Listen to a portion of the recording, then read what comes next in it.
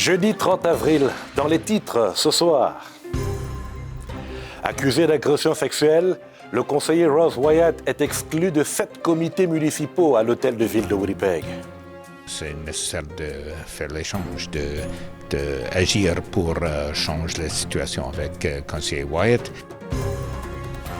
Dépistage gratuit du radon suspendu dans les bibliothèques de Winnipeg. Plus de 2600 personnes sur une liste d'attente. And it's frustrating, right? Because like I have a small child and I don't want them to be exposed to things that can cause them cancer. Jusqu'où iront les prix de l'essence qui s'affolent en raison de l'impasse des pourparlers dans le Moyen-Orient? Le Canada est moins exposé selon certains experts. Il ne faut pas exagérer la crise actuelle. La crise va être majeure, mais c'est une crise avant tout qui se manifeste de manière économique, là.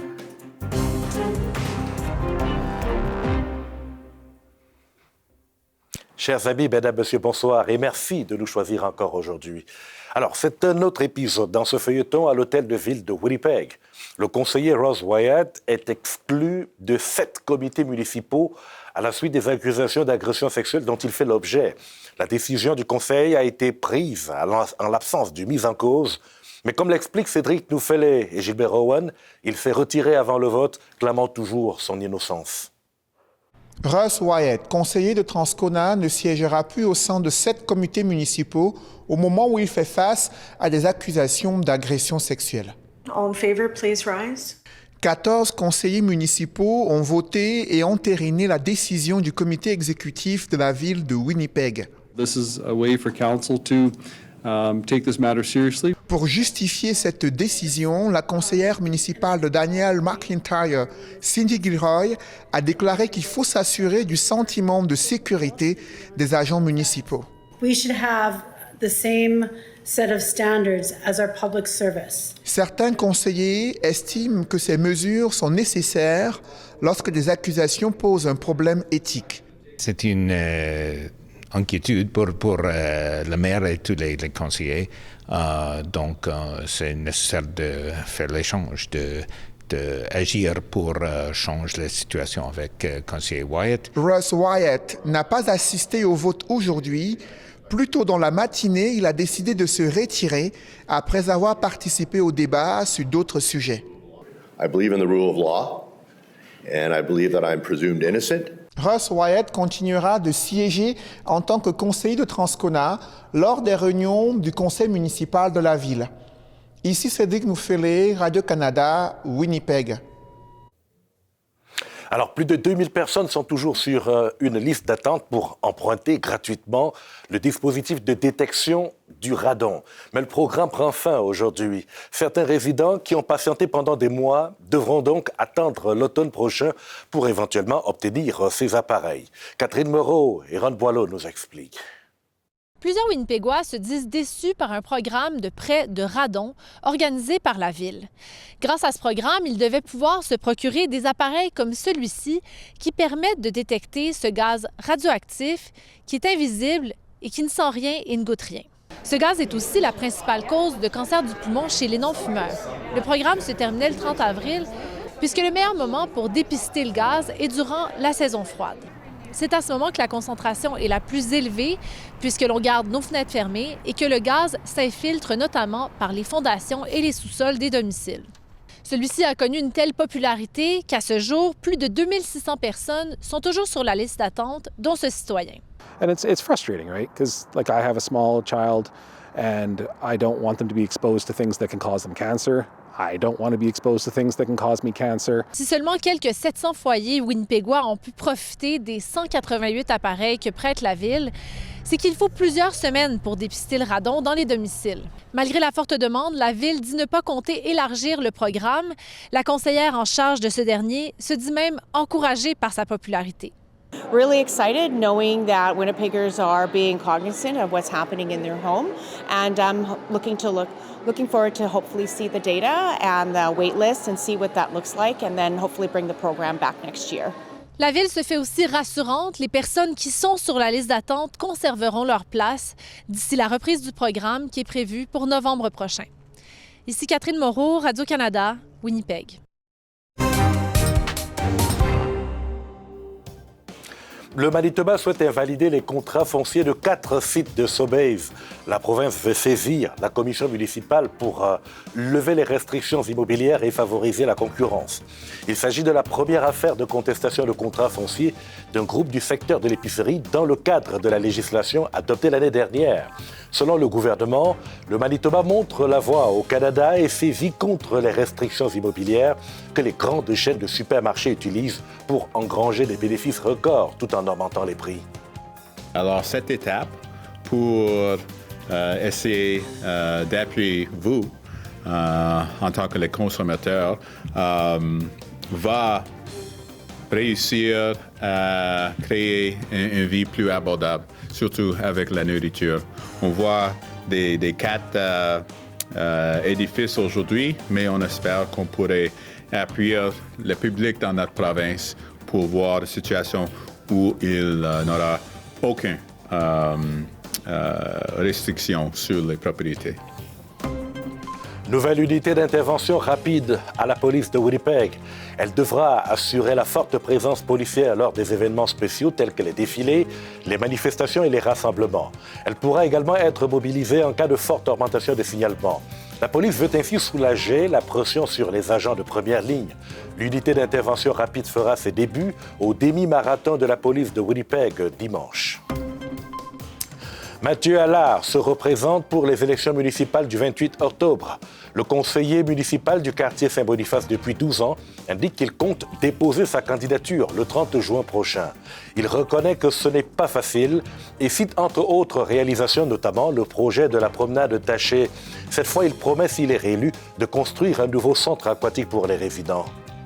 Ça va prendre beaucoup de travail politique pour faire en sorte que ce projet-là devienne réalité, mais je rentre là-dedans avec une certaine confiance, ayant eu un succès avec le Taché, la promenade Taché, qui était juste une idée qui est devenue un projet de 10 millions de dollars avec la piscine Bonne-Vitale qui avait besoin d'autant en rénovation pour complètement la reconstruire.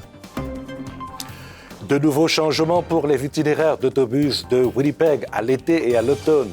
La Ville estime que ces ajustements découlent des commentaires des usagers et soutient qu'ils rendront le réseau de transport en commun plus fiable, mieux adapté à la demande.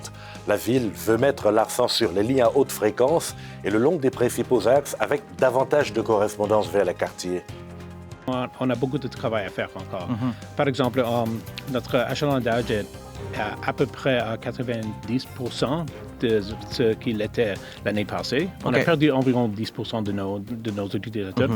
Et on savait que cela arrivera parce qu'avec un changement tel grand comme on a fait, il y a les gens, c'est mieux pour environ 60% des utilisateurs. C'est équivalent mais différent pour environ 20 à 30% des utilisateurs, mais c'est pire pour 10 à 20%. Alors, comme vous le savez, les prix mondiaux du pétrole brut ont fortement augmenté en raison de l'impasse des pourparlers entre les États-Unis et l'Iran et également du blocage continu du détroit d'Ormuz. Une situation qui fait grimper l'inflation à l'échelle mondiale et certains craignent même qu'elle plonge la zone euro dans une récession. Dans le Manitoba, c'est le moindre mal à la pompe, mais ailleurs au Canada, le prix du litre a franchi la barre des $2. Patrick Gonzalez, bonsoir. Bonsoir, M. Camois. Alors, vous êtes professeur d'économie à l'Université Laval. Qu'est-ce que vous vous dites en faisant votre plein d'essence? Que le pire est à venir? Ah, c'est sûr que je suis inquiet pour les mois à venir, là. Je crois qu'il n'y a rien de bon sur l'horizon jusqu'à présent, là, non? On a peur pour les vacances de la période estivale. Les billets d'avion pourraient coûter les yeux de la tête. Air Canada, WestJet, Porter, Air Transat ont tous annoncé leur intention d'augmenter les tarifs. On apprend même que des centaines d'itinéraires seront supprimés. N'est-il pas venu le moment de questionner les réserves stratégiques? Les réserves stratégiques ont déjà été employées dès le début de cette crise, mais vous voyez, ce n'est pas suffisant. Une fois que les réserves sont passées, on épuise les stocks et les stocks commencent à être pas mal épuisés. Dans certains endroits du monde, notamment en Asie du Sud-Est, on gratte les fonds de tiroir, là. Il est évident que ce n'est pas la même situation entre l'Europe et nos pays en Amérique, mais est-ce que c'est exagéré de craindre la récession pour eux autres qui ont des problèmes d'approvisionnement? Non, c'est pas exagéré du tout. C'est certainement ce qui va se produire en Asie, puis ça peut certainement avoir des conséquences en Europe et même en Amérique du Nord, parce que les prix sont très élevés, ce qui signifie que pour les entreprises, ça va être difficile de parvenir à offrir le même niveau de service au même prix qu'auparavant. Donc, la crainte de l'inflation, elle est très réelle, elle est très fondée, là. Je crois que ça va nous tomber dessus assez rapidement. Pourtant, M. González, c'est juste le 5e du pétrole mondial qui est coincé dans ce détroit d'Ormuz. Oh, c'est même moins que le 5e, là. Je dirais pas plus que le 7e, mais le point, c'est qu'on est moins dépendant du pétrole qu'on l'était peut-être il y a 20 ans. Par contre, là où on en est dépendant, on ne peut pas vraiment s'en passer, on n'a pas vraiment de substitut. Si vous avez une voiture à l'essence, il n'y a pas de substitut, il n'y a pas d'autre chose que vous pouvez mettre dans votre voiture. Donc, par conséquent, on se retrouve avec un bien qui est, pour employer un terme technique d'économiste, encore moins élastique qu'il ne l'était par le passé. Et dans ces circonstances-là, quand il en manque, bien, le prix a tendance à monter très rapidement. Alors, même si la quantité, comme vous le dites, est relativement, je dirais pas modeste, là, ça reste un choc majeur, là, ça prend pas une faible manque d'adéquation entre l'offre et la demande pour que le prix réagisse fortement. Et c'est ce qui risque de se produire. Pour des pays comme le Canada, vous disiez récemment qu'on pourrait absorber la flambée des prix à la pompe dans la structure fiscale du prix du litre. Le gouvernement fédéral a supprimé la taxe d'assises, mais ça ne change pas grand-chose. Ben, ça change toujours 10 sous. Si la taxe d'assises n'avait pas été supprimée, aux 2 $ dont vous parliez tantôt, il faudrait ajouter un 10 sous supplémentaire, probablement. Cette initiative avait été prise un peu en prévision de ce qui allait venir, mais bon, et il reste encore dans la plupart des provinces encore des taxes provinciales qui n'ont pas été exploitées. On n'a pas touché à la TPS ni à la TVQ. Cela dit, je ne suis pas en train de recommander de le faire, là, mais je dis simplement que la marge fiscale est quand même n'a pas été complètement entamée. Là. Il en reste. Là. Oui, mais que faudrait-il faire à la fin? Parce que c'est vrai que la situation est moins critique au Canada en matière d'approvisionnement comparativement à l'Asie et à l'Europe qui dépendent davantage du Golfe. Mais est-ce qu'il n'est pas venu le moment de renforcer la capacité de raffinage plutôt que d'exporter le gros de la production à l'état brut au Canada? Oh, il n'y a pas panique à la demeure encore, là, que je sache. Il n'y a pas de queue aux stations-service. Oui, on va payer notre essence plus cher. Oui, peut-être on va refaire nos plans de vacances. Oui, peut-être on n'ira pas en Europe cet été. Mais avant de tout chambouler, je pense qu'on n'en est pas rendu là encore. Là. Oui.